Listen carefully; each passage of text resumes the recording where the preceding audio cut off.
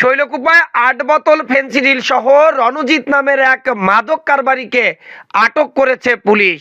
ঝিনাইদহের শৈলকুপা উপজেলার ভাটই বাজার পুলিশ ফাঁড়ির সামনে থেকে সন্দেহভাজন এক ইজি বাইকে চেক করার সময় হাতে সবজির এক ব্যাগ নিয়ে দৌড়ে পালিয়ে যাওয়ার চেষ্টা করে রণজিৎ নামের এক ব্যক্তি। সে সময় দৌড়ে পুলিশ তাকে ধরলে তার হাতে থাকা সবজির ব্যাগের ভিতর থেকে ৮ বোতল ফেনসিডিল উদ্ধার করে পুলিশ। ভাটই ক্যাম্পের ইনচার্জ আমিরুল ইসলাম আমাদেরকে জানান, গোপন সংবাদের ভিত্তিতে তারা জানতে পারেন যে এক মাদক কারবারি ভাটই এলাকা থেকে ফেনসিডিল ক্রয় করে একটি ইজি বাইক যোগে ঝিনাইদহের পথে যাচ্ছেন। এ সময় আমিরুল ও তার সঙ্গীয় ফোর্সদের নিয়ে পুলিশ ফাঁড়ির সামনে ঝিনাইদহ কুষ্টিয়া মহাসড়কে অবস্থান নেন বিকালে।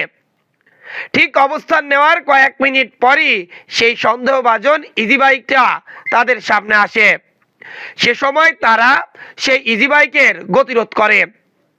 এ সময় সন্দেহভাজন ওই ব্যক্তির ব্যাগ চেক করতে গেলে ওই লোকটি ব্যাগ নিয়ে পালিয়ে যাওয়ার চেষ্টা করে। সে সময় দৌড়ে পুলিশ ফাঁড়ির পাশ দিয়েই যাওয়ার চেষ্টা করছিল।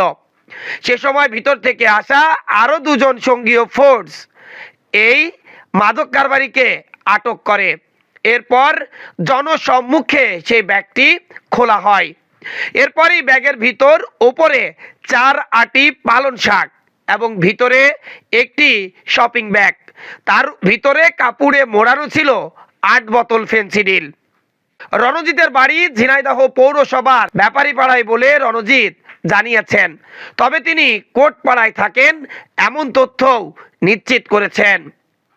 কার কাছ থেকে তিনি এই ফেনসিডিলটি ক্রয় করেছিলেন এমন প্রশ্নের জবাবে তিনি বলছিলেন, ভাটই এলাকা থেকে ফারুক নামের এক ব্যক্তির কাছ থেকে তিনি এই মাদকগুলো ক্রয় করে ঝিনাইদহে আর এক ব্যক্তির কাছে বিক্রয় করার জন্য নিয়ে যাচ্ছিলেন।